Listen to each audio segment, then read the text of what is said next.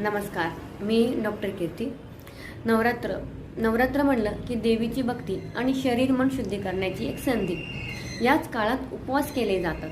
तर ते का, ते या व्हिडिओमध्ये आपण जाणून घेणार आहोत. तर आता ऋतुसंधी काळ म्हणजे काय, पावसाळा संपून हिवाळा सुरू होतो.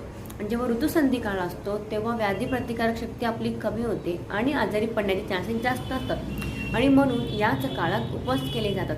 उपवासाने काय फायदा होतो, तर आपलं अग्निमांद्य असेल म्हणजे काही ज्यांना भूक लागत नसेल तर ती वाढण्यासाठी मदत होते. पचनाचे त्रास असतील ते सुद्धा सुधारतात. त्रिदोष म्हणजे वात पित्त कफ हे संतुलित राहतात. तसे धातूंचं सुद्धा बल वाढतं आणि म्हणून उपवास केला जातो.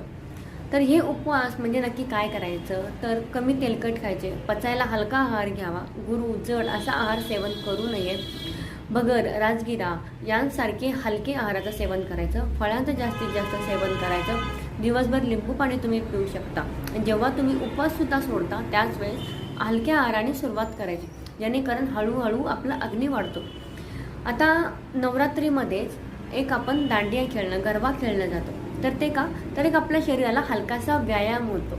आणि तिसरं म्हणजे देवीची उपासना. तर उपासना म्हणजे मनशांतीसाठी एक माध्यम, आणि त्यासाठी तुम्ही ध्यान, धारणा, प्राणायाम यांसारखे करू शकता.